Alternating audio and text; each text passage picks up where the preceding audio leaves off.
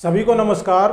Chemistry by Kapil Dangi sir YouTube channel पे अपन पढ़ रहे थे पी ब्लॉक एलिमेंट्स और उसमें अपन ने शुरू किया था एलिमेंट्स ऑफ ग्रुप 15, जिन तत्वों को अपन निकोजेंस के नाम से भी जानते हैं। पिछले वीडियो में समूह 15 के तत्वों के भौतिक गुणों को अपन ने डिटेल में पढ़ा। आज अपन पढ़ेंगे इनके केमिकल प्रॉपर्टीज, रासायनिक गुणधर्म। अब रासायनिक गुणधर्म है, ये एक थोड़ा सा लंबा टॉपिक है और इसे इस वीडियो के साथ साथ अपन अगले वीडियो में भी शामिल करेंगे। कुछ रासायनिक गुण अपन आज पढ़ेंगे और कुछ अगले वीडियो में पढ़ेंगे। तो देखिएगा, सबसे पहले अपन समूह 15 के तत्वों का रासायनिक गुण जो बहुत ही महत्वपूर्ण है और वो है ऑक्सीकरण संख्याएं, ऑक्सीडेशन नंबर।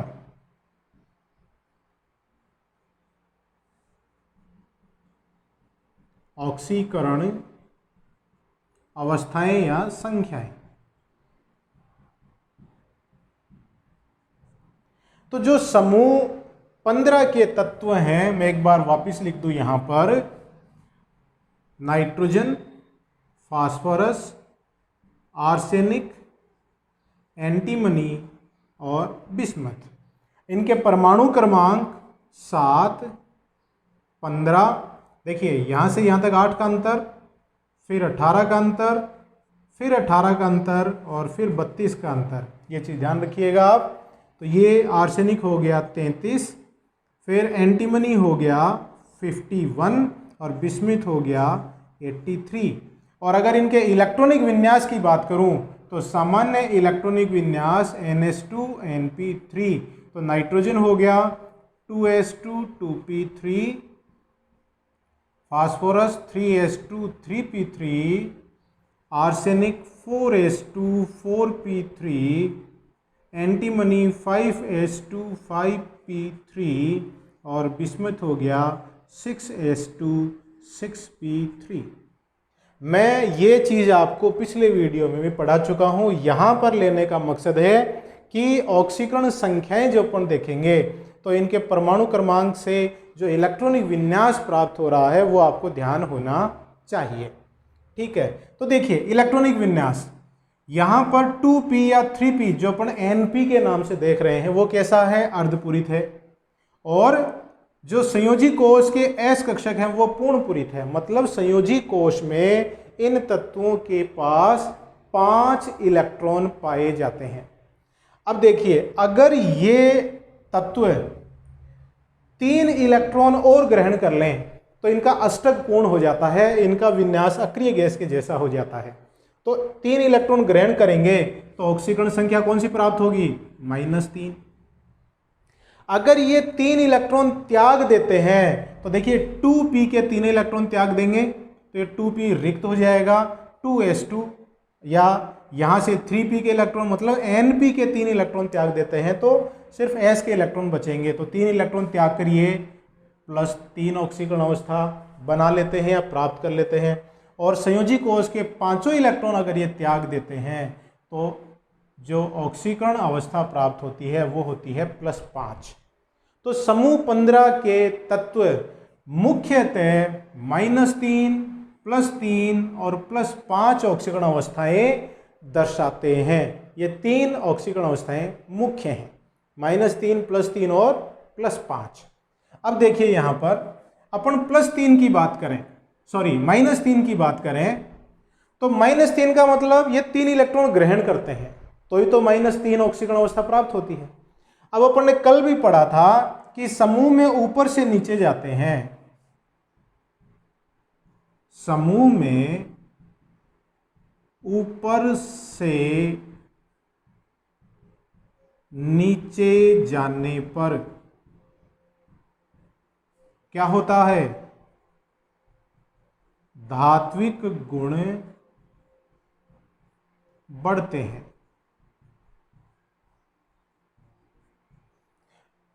समूह में ऊपर से नीचे जाएंगे तो धात्विक गुण बढ़ते हैं। जैसे अपन देखें, नाइट्रोजन फास्फोरस अधातु, आर्सेनिक और एंटीमनी उपधातु और बिस्मथ धातु होता है।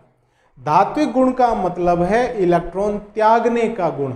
धातु इलेक्ट्रॉन दाता होते हैं, इलेक्ट्रॉन त्यागते हैं, तो इलेक्ट्रॉन त्यागने का गुण बढ़ता है। तो इसका मतलब इलेक्ट्रॉन ग्रहण करने का गुण घटेगा। तो अपन कह सकते हैं कि समूह में ऊपर से नीचे जाने पर धात्विक गुण बढ़ने के कारण -3 ऑक्सीकरण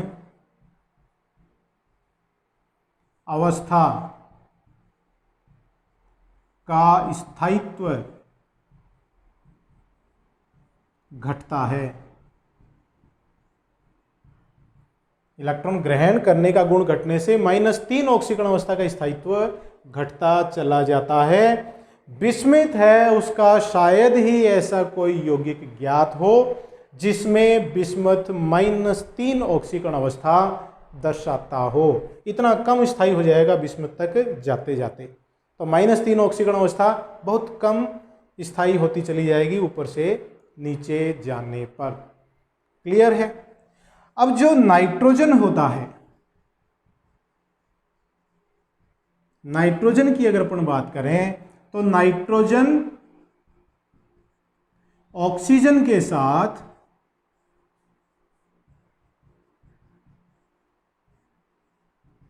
बने यौगिकों में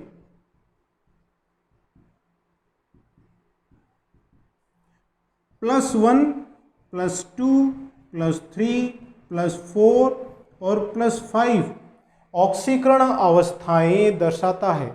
इतनी सारी ऑक्सीकरण अवस्थाएं दर्शाता है नाइट्रोजन है वो, जब ऑक्सीजन के साथ यौगिक बनाता है। उदाहरण के तौर पे देखिएगा N2O जिसमें नाइट्रोजन है वो +1 है, NO nitrogen +2, N2O3 nitrogen +3, NO2 nitrogen इसमें +4 है और N2O5 नाइट्रोजन की ऑक्सीकरण अवस्था इसमें +5 होती है। ये nitrous oxide, nitric oxide, die nitrogen trioxide, nitrogen dioxide, die nitrogen pentoxide, ये 5 प्रकार के यौगिक आपके सामने हैं और इनमें नाइट्रोजन की ऑक्सीकरण अवस्थाएं ये बढ़ते क्रम में इस तरह से होती है।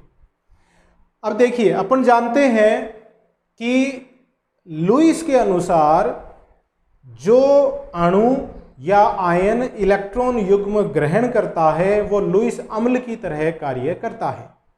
तो प्लस का आवेश बढ़ने के कारण इनमें क्या होता है, इलेक्ट्रॉन युग्म की तरफ आकर्षण बल बढ़ता है और आकर्षण बल बढ़ेगा तो इनके अम्लीय गुण बढ़ते हैं। तो अम्लीय गुणों का क्रम भी कैसा होगा इसमें,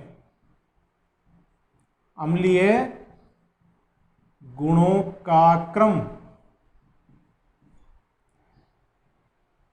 N2O से ज्यादा NO, फिर N2O3 और फिर NO2 और सबसे ज्यादा N2O5।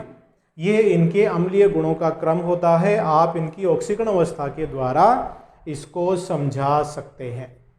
तो नाइट्रोजन है वो ऑक्सीजन के साथ देखिए +1 से लेके +5 तक ऑक्सीकरण अवस्थाएं दर्शाता है। ठीक है, अब बात करें अपन +3 की और +5 की। समूह में ऊपर से नीचे जाने पर, समूह में ऊपर से नीचे जाने पर +3 ऑक्सीकरण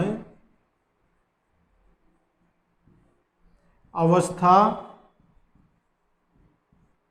का स्थायित्व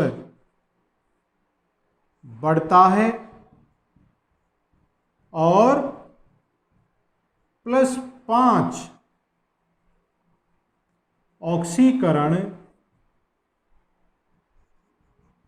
अवस्था का स्थायित्व घटता है।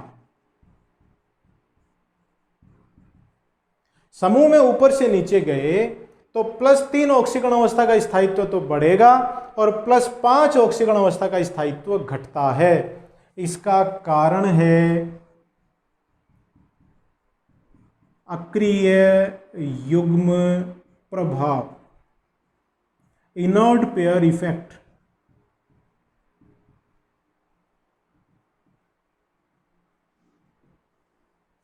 अक्रिय युग्म प्रभाव, ये बहुत बार पूछा जाता है कि अक्रिय युग्म प्रभाव क्या है, या इस प्रकार से पूछ सकते हैं कि समूह 15 में ऊपर से नीचे जाने पर +3 ऑक्सीकरण अवस्था का स्थायित्व बढ़ता है और +5 ऑक्सीकरण अवस्था का स्थायित्व घटता है, क्यों? तो देखिए इसको अपन एक्सप्लेन करते हैं। अक्रिय युग्म प्रभाव क्या है, तो मैं यहां पे हेडिंग डाल दूं, इनर्ट पेयर इफेक्ट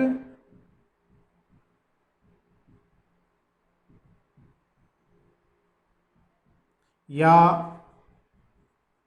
अक्रिय युग्म प्रभाव, इनर्ट पेयर इफेक्ट या अक्रिय युग्म प्रभाव। देखिए वापस अपन इसके सामान्य इलेक्ट्रॉनिक विन्यास पर आते हैं। इन तत्वों का सामान्य इलेक्ट्रॉनिक विन्यास होता है NH2NP3। इसमें से जब ये पांचों इलेक्ट्रॉन संयोजी कोश के पांचों इलेक्ट्रॉन निकाल दिए जाते हैं तो +5 ऑक्सीकरण अवस्था प्राप्त होती है। लेकिन जैसे जैसे अपन समूह में ऊपर से नीचे जाते हैं तो नाभिक में प्रोटॉनों की संख्या बढ़ती है। नाइट्रोजन के नाभिक में 7 प्रोटॉन, फास्फोरस के 15, आर्सेनिक के 33, एंटीमनी के 51, बिस्मिथ के नाभिक में 83 प्रोटॉन होते हैं। तो नाभिक में प्रोटॉनों की संख्या बढ़ने से इनके नाभिकीय आकर्षण बल का मान बढ़ता है, और अपन जानते हैं कि P कक्षकों की बजाय S कक्षक हैं वो नाभिक के ज़्यादा निकट होते हैं, तो इससे S कक्षक के इलेक्ट्रॉनों पर आकर्षण बल बढ़ता चला जाता है। ऊपर से नीचे जाएंगे तब इस आकर्षण बल के बढ़ने के कारण अब क्या होगा, इन S कक्षक के 2 इलेक्ट्रॉनों को निकालना मुश्किल होता चला जाएगा, और ऊपर से नीचे नीचे तक अपन पहुंचेंगे तब तक पांचों इलेक्ट्रॉन निकालने की बजाय ये 3 इलेक्ट्रॉन निकालना ही आसान रहेगा। ये S के इलेक्ट्रॉन निकालना मुश्किल हो जाएगा। और S में कितने इलेक्ट्रॉन हैं? 2 इलेक्ट्रॉन है, मतलब इलेक्ट्रॉनों का एक युग्म है, और इसे निकालना मुश्किल हो जाएगा। मतलब ये अभिक्रिया में भाग नहीं लेंगे, बंध बनाने में भाग नहीं लेंगे, ये अक्रिय हो जाएंगे। इसीलिए इसको अक्रिय युग्म प्रभाव कहते हैं। समूह में ऊपर से नीचे जाने पर प्रभावी नाभिकीय आवेश बढ़ने के कारण S कक्षक के इलेक्ट्रॉनों पर नाभिक का आकर्षण बल बढ़ता चला जाता है, अतः S कक्षक के 2 इलेक्ट्रॉनों को निकालना मुश्किल होता चला जाएगा। इसी को क्या कह रहे हैं? अक्रिय युग्म प्रभाव कहेंगे। तो +5 की बजाय कौन सी ऑक्सीकरण अवस्था दर्शाएंगे? नीचे वाले तत्व +3 ऑक्सीकरण अवस्था दर्शाते हैं। क्लियर है ये चीज? ठीक है। अब इसमें देखिएगा कि नाइट्रोजन एंड फास्फोरस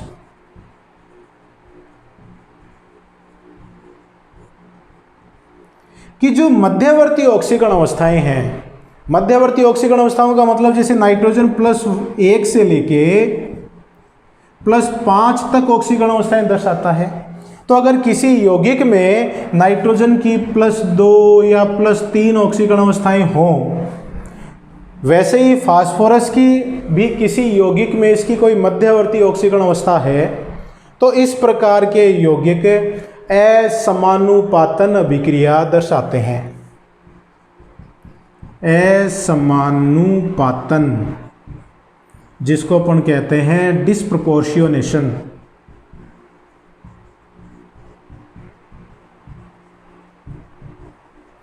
असमानुपातन अभिक्रियाएं वो दर्शाते हैं।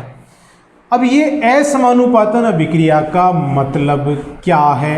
देखिएगा, डिस्प्रपोर्शियोनेशन रिएक्शंस।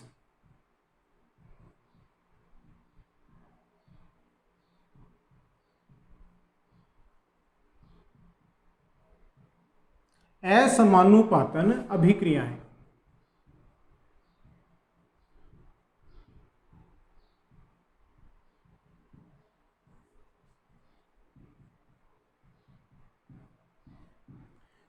कौन सी अभिक्रियाओं को असमानुपातन अभिक्रियाएं कहेंगे? ये बहुत बार बोर्ड एग्जाम में पूछा गया है कि निम्न पर टिप्पणी लिखिए असमानुपातन अभिक्रियाएं। इन पर टिप्पणी पूछी जाती है।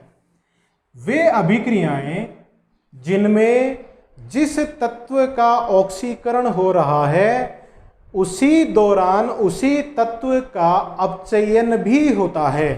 मतलब एक ही तत्व का ऑक्सीकरण अपचयन दोनों एक साथ हो रहा है, तो इस प्रकार की अभिक्रियाओं को क्या कहेंगे? असमानुपातन अभिक्रियाएं कहते हैं। उदाहरण अगर अपन लें, जैसे HNO2 अभिक्रिया करके बनाता है HNO3 plus H2O plus NO, और इसको मैं अगर संतुलित करूं तो 3 और ये 2 NO हो जाता है। ये एक असमानुपातन अभिक्रिया का उदाहरण है। कैसे? देखिएगा, HNO2 नाइट्रस एसिड में नाइट्रोजन की ऑक्सीकरण अवस्था कितनी है? HON डबल बॉन्ड O, ये संरचना होती है नाइट्रस एसिड की। तो ये नाइट्रोजन यहाँ पे +3 है, तो मैं यहाँ +3 लिख दूं।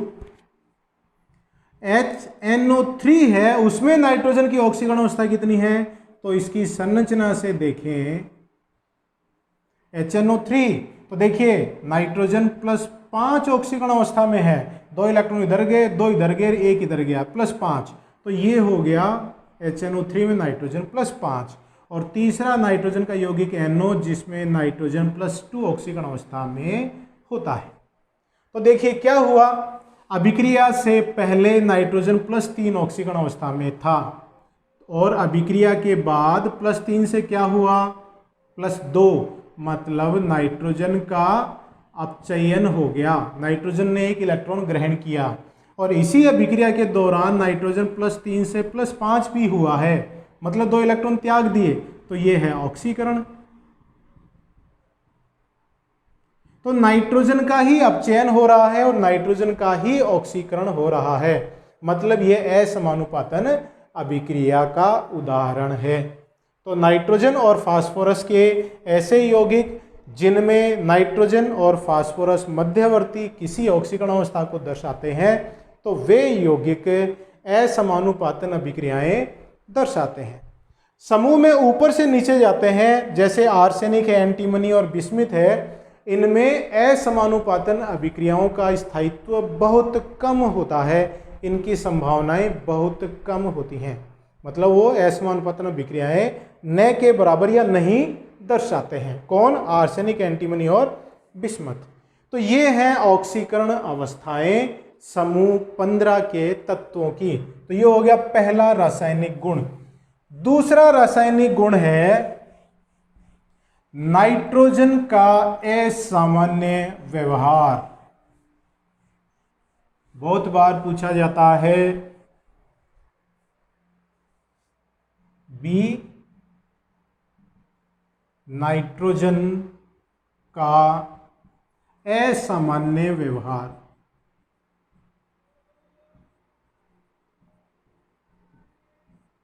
Abnormal behaviour of nitrogen. तो देखिएगा, जो नाइट्रोजन है वो अपने समूह के अन्य तत्वों से गुणों में भिन्नता दर्शाता है, और गुणों में भिन्नता को ही अपन यहां पर असामान्य व्यवहार के रूप में पढ़ रहे हैं। तो इस गुणों में भिन्नता या असामान्य व्यवहार का कारण क्या है? तो कुछ कारण मैं यहां पे लिख रहा हूं। 1, छोटा आकार। कारण 2, उच्च आवेश घनत्व। कारण 3, रिक्त डी कक्षकों की अनुपलब्धता।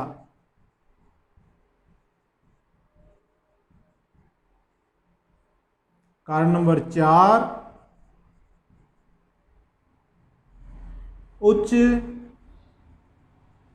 आयनन ऊर्जा। और कारण नंबर 5, उच्च विद्युत ऋणता। ये 5 कारण हैं, जो ये नाइट्रोजन के 5 गुण हैं जो नाइट्रोजन के गुणों को अपने समूह के अन्य तत्वों से भिन्न करते हैं। ठीक है, देखिए नाइट्रोजन का इलेक्ट्रॉनिक विन्यास क्या है, 2s2 2p3, ये 3s2 3p3, arsenic 4s2 4p3, antimony 5s2 5p3 और बिस्मिथ है 6s2 6p3। ये इलेक्ट्रॉनिक विन्यास अपन ने देखा। तो ये बहुत छोटा है, छोटा होने के कारण आवेश घनत्व उच्च हो गया। डी कक्षक इसमें पाए नहीं जाते हैं। देखिए डी कक्षकों की अनुपलब्धता। नाइट्रोजन का संयोजी कोष कौन सा है, दूसरा है, और अपन जानते हैं दूसरे संयोजी कोष या अपन कहेंगे जिसके मुख्य क्वांटम संख्या का मान 2 होता है, उस कोष में सिर्फ S और P प्रकार के कक्षक ही पाए जाते हैं। डी कक्षक कहां से शुरू होता है, तीसरे कोष से शुरू होता है, और F कक्षक कहां से शुरू होता है, चौथे कक्षक से शुरू होता है। तो इसमें देखिए नाइट्रोजन में रिक्त डी कक्षक नहीं पाए जाते हैं, बाकी अन्य जो तत्व हैं उनमें रिक्त डी कक्षक पाए जाते हैं। इससे क्या होता है, देखिए नाइट्रोजन के संयोजी कोष में कुल कक्षक कितने हैं, नाइट्रोजन के संयोजी कोष में कुल कक्षक कितने हो गए, 4। 4 में से एक तो S है और 3 क्या है, P कक्षक हैं, है क्या नहीं। P कक्षकों की संख्या कितनी है, 3 है, और S कक्षकों की संख्या है 1, तो कुल कक्षक 4 हैं। तो ये 4 बंध बना सकता है, तो मतलब संयोजकता का मान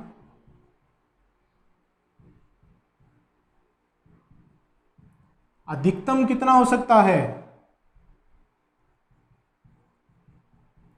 अधिकतम 4 हो सकता है।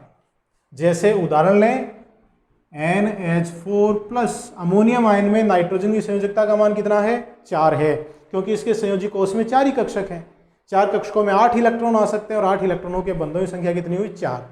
बाकी अन्य तत्व हैं वो संयोजकता का मान 4 से ज्यादा कर सकते हैं। क्यों, क्योंकि उनमें रिक्त डी कक्षक उपलब्ध हैं।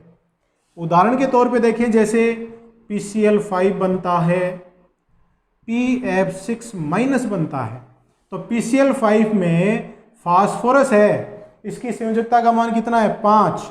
PF6- में फास्फोरस की संयोजकता का मान है 6, है ना। क्यों, क्योंकि फास्फोरस के पास रिक्त डी कक्षक उपलब्ध है, यह अपने अष्टक में विस्तार कर सकता है, रिक्त डी कक्षकों को ये काम में ले सकता है। अब यहां एक क्वेश्चन बनता है, NCl5 नहीं बनता जबकि PCl5 बन सकता है, क्यों, ऐसा क्यों है कि भाई PCl5 तो बन सकता है लेकिन NCl5 नहीं बन सकता है। तो आप क्या कहेंगे कि नाइट्रोजन के संयोजी कोष में सिर्फ 4 ही कक्षक होते हैं, इसकी संयोजकता का उच्चतम मान 4 ही हो सकता है, इसलिए NCl5 नहीं बन सकता है। जबकि फास्फोरस है, उसके संयोजी कोष में रिक्त डी कक्षक उपलब्ध होने के कारण यह अपने अष्टक में विस्तार कर सकता है, इसलिए इसकी संयोजकता का मान 4 से ज़्यादा 5 भी हो सकता है, अतः PCl5 बन सकता है। और देखिएगा नाइट्रोजन के जो भिन्न गुण हैं वो क्या है, नाइट्रोजन स्वयं के साथ या अन्य किसी छोटे तत्व के साथ पी पाई अतिव्यापन द्वारा द्विबंध का या त्रिबंध का निर्माण कर सकता है। देखिए जैसे C ट्रिपल बॉन्ड N बनता है कि नहीं, तो कार्बन है उसका भी P कक्षक, नाइट्रोजन का P कक्षक पार्श्विक अतिव्यापन के द्वारा पाई बंध बना रहे हैं, CNH बनता है, ठीक है। और देखिएगा नाइट्रोजन और ऑक्सीजन के मध्य भी पी पाई अतिव्यापन के द्वारा पाई बंधों का निर्माण हो सकता है। बाकी जो अन्य तत्व हैं फास्फोरस, आर्सेनिक, एंटीमनी और बिस्मिथ हैं, जैसे ये 4 तत्व हैं, ये पी पाई अतिव्यापन नहीं दर्शा पाते हैं। क्यों? क्योंकि इन तत्वों का आकार बड़ा होने के कारण इनके कक्षक बड़े होते हैं और बड़े होने के कारण उनमें पी पाई अतिव्यापन प्रभावी नहीं होता है। तो नाइट्रोजन तो पी पाई अतिव्यापन दर्शाता है और बाकी अन्य तत्व पी पाई अतिव्यापन नहीं दर्शाते हैं। इनमें कुछ तत्व डी पी पाई अतिव्यापन जरूर दर्शाते हैं। ऐसे कुछ उदाहरण लें, CH3 whole thrice P double bond O, R3P double bond CH2, इस तरह के यौगिक बन सकते हैं। तो यहाँ पर फास्फोरस के डी कक्षक, ऑक्सीजन के पी कक्षक, फास्फोरस के डी कक्षक, कार्बन के पी कक्षक पार्श्विक अतिव्यापन के द्वारा पाई बंधों का निर्माण कर रहे हैं। तो इन तत्वों में डी पी पाई अतिव्यापन जरूर पाया जा सकता है। गुणों में और भिन्नता देखिएगा।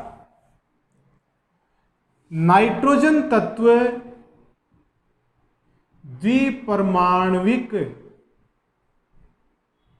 अणु N2 का निर्माण करता है, बाकी अन्य तत्व बहुपरमाण्विक अणु बनाते हैं। ऐसा क्यों है? क्योंकि इसमें नाइट्रोजन में अपन ने अभी भी देखा कि खुद के साथ भी पी पाई अतिव्यापन के द्वारा ये यौगिक बनाता है। तो नाइट्रोजन गैस में नाइट्रोजन और नाइट्रोजन के मध्य ट्रिपल बॉन्ड है, त्रिबंध पाया जाता है, जिसकी ऊर्जा लगभग 941.4 किलो जूल प्रति मोल है।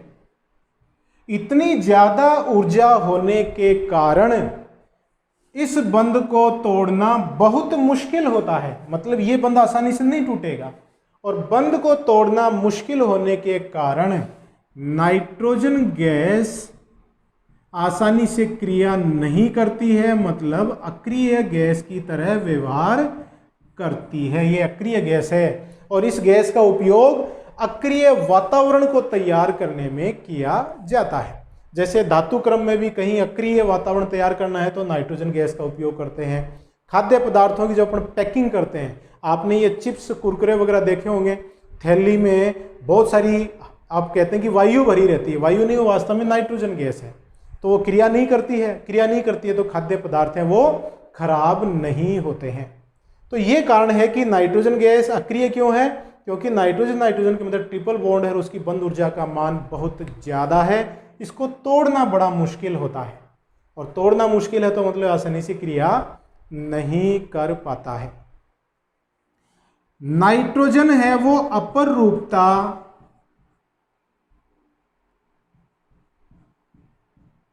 नहीं दर्शाता है।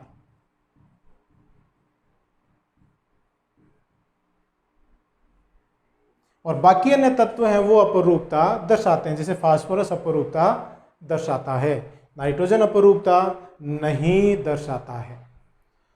और देखिएगा नाइट्रोजन अगर एकल बंध की बात करें तो ये बंध दुर्बल होता है, इसकी बंध ऊर्जा का मान बहुत कम है, बंध ऊर्जा कम है। नाइट्रोजन एकल बंध, इसलिए यह श्रृंखलन प्रवृत्ति बहुत कम दर्शाता है।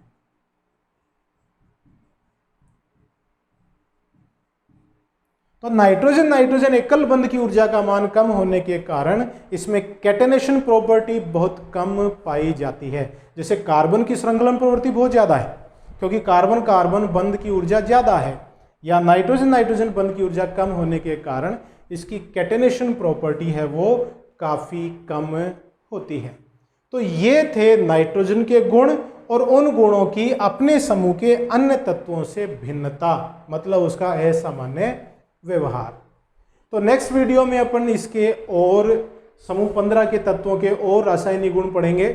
तब तक के लिए हाथ धोते रहिए, स्वस्थ रहिए, घर पे रहिए, परिवारजनों का ध्यान रखिए और मेरे वीडियोस देखते रहिए। बहुत बहुत धन्यवाद।